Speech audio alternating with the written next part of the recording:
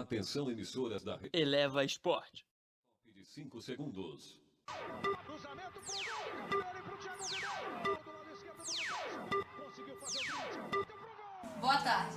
Bem-vindos ao Eleve Esportes. No programa de hoje vamos falar sobre as lesões musculares E como nosso corpo reage.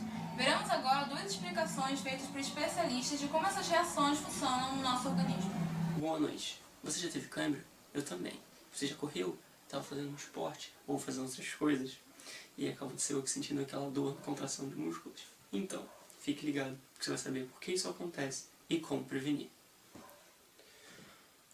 Eu vou falar do principal motivo da cãibra. É o ácido lático. O que é ácido lático? O que é ácido lático? É um ácido que se forma quando o seu corpo não está tendo tanto oxigênio. E aí você faz um esporte, e aí seu corpo está pedindo oxigênio, ou qualquer atividade física, na verdade. E seu corpo está pedindo oxigênio, e você não tem esse oxigênio. E todas as reações químicas que ocorrem acabam formando esse ácido lático, que é o suficiente para você sentir essa dor desagradável.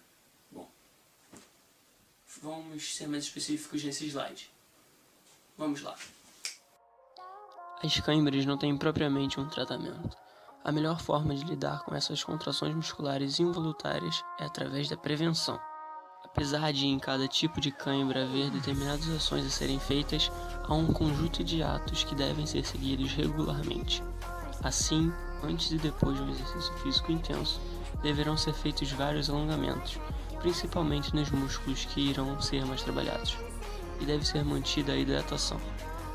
Contra todas as expectativas, o suco de picles tornou-se um favorito entre os desportistas devido aos seus elevados níveis de sódio e eletrólitos, que ajudam a reduzir as câimbras em atletas, seja numa corrida de bicicleta, num jogo de handebol ou qualquer outro tipo de esporte que praticado. As contrações dos nervos podem ser provocadas por atividade física em excesso, onde câimbras podem ocorrer durante ou depois do esforço. A desidratação, que é mais comum nos idosos que fazem alto uso de diuréticos. Fratura óssea, que como uma autoproteção, os músculos eles se contraem ao redor da lesão involuntariamente. Alterações metabólicas como diabetes, hipotireoidismo e hipoglicemia. Algumas doenças neurológicas, como doença de Parkinson, doença de neurônios motores ou doenças primárias dos músculos. Insuficiência venosa e varizes nas pernas. Longos períodos de inatividade também podem causar essas contrações de nervos, já que uma pessoa sem um preparo físico, que não vem treinando o corpo, ele deixa de ser apto a praticar exercícios físicos de alta intensidade. Alterações estruturais também, como o chamado pé chato, que pode atrapalhar um pouco. E deficiências de vitaminas. O contato físico aumenta bastante o risco de ter uma contusão. As chamadas entorses, que também podem ser chamadas de torções. Nós temos alguns tipos de lesões, como as lesões intrínsecas, que são causadas por fatores individuais e biológicos, como o passado do atleta e o nível de condicionamento que ele tem. Como exemplo disso, nós temos as disfunções musculares e os estiramentos. Nós temos também as lesões extrínsecas, que são causadas por fatores externos, como o trauma de um objeto colidindo com um grupo muscular, ou então o meio ambiente, ou o piso da corrida, equipamento esportivo, qualquer coisa, colisão com o adversário. Como exemplo disso, nós temos contusões e algumas fraturas também, de lesões extrínsecas.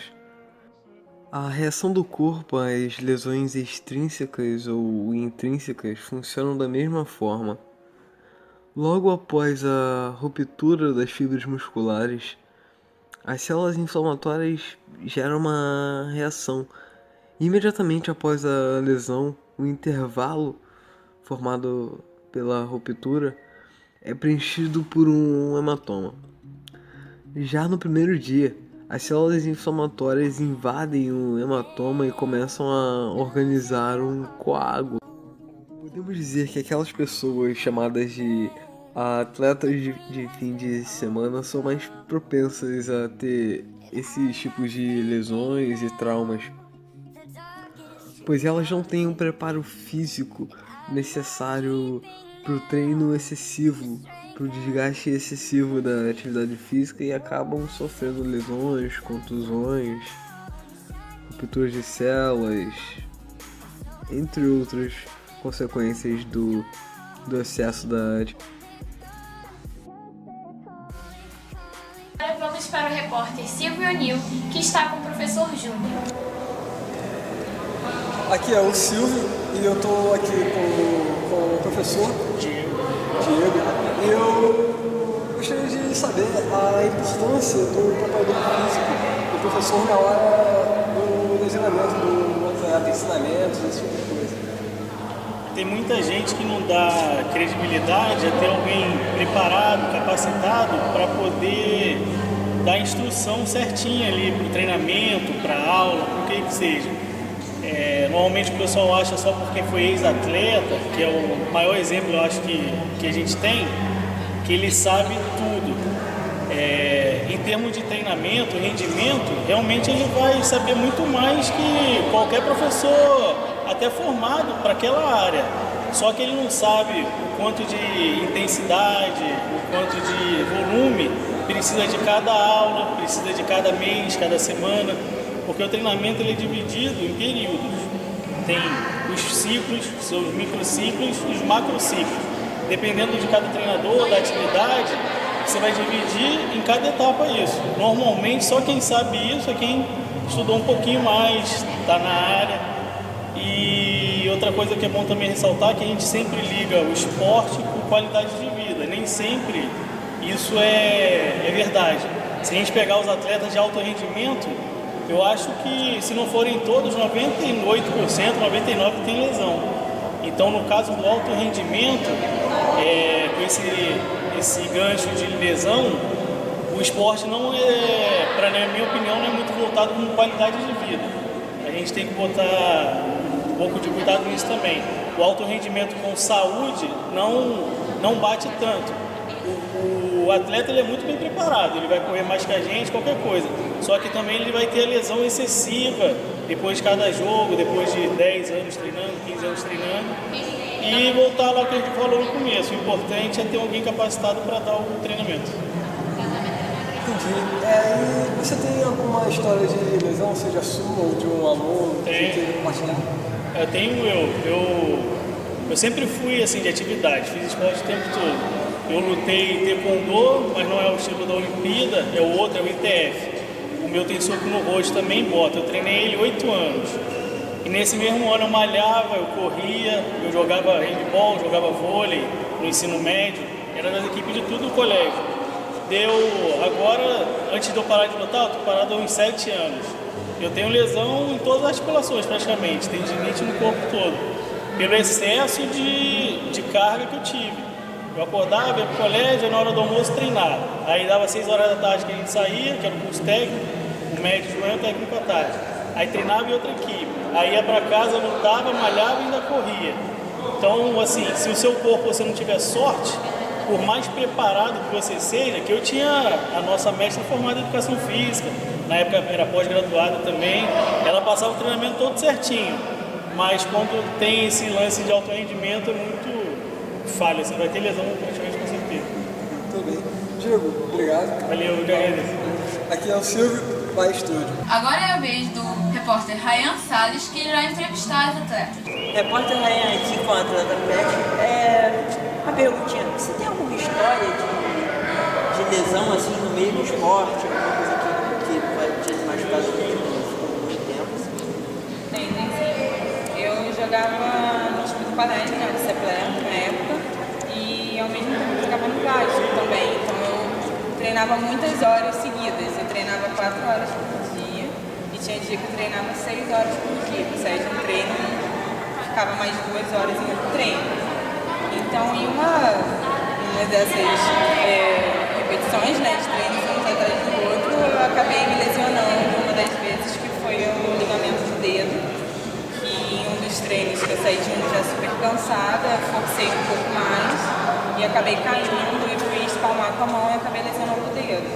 Aí eu fiquei 1 mês fora do time, dos dois, do Vasco e do Ceplé, e aí a gente tinha um campeonato muito importante com o Ceplé, que assim, a gente estava disputando título e tudo mais, que era o intercolegial do McDonald's, e acabou que eu comecei, na verdade eu iria ter que operar, e aí o médico falou que se em 20 dias não recuperasse, eu teria que operar, e acabou que eu recuperei nesses 20 dias e fui jogar o intercolegial e a gente ganhou. Legal, obrigado. E esse foi o Eleva Esportes de hoje. Tenha uma boa tarde.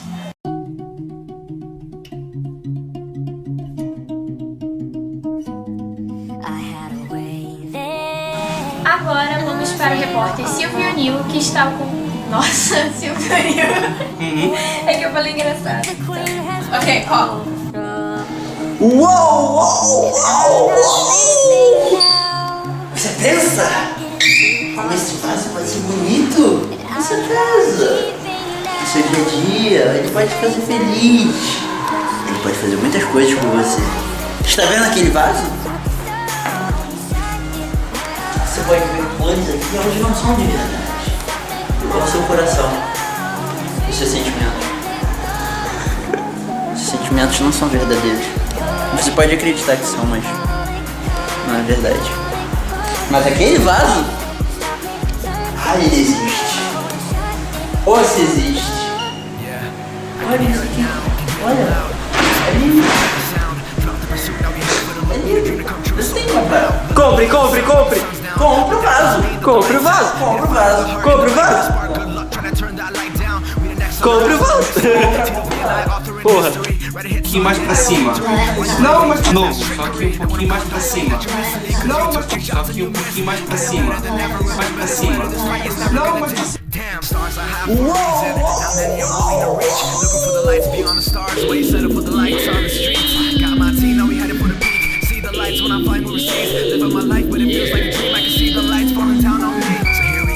Agora é a vez do repórter. Foco, senão minha mulher vai me esquartejar. Compre!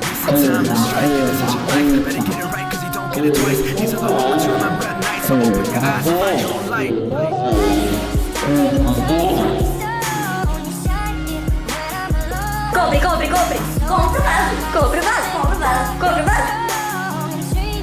Compre o vaso! Porra!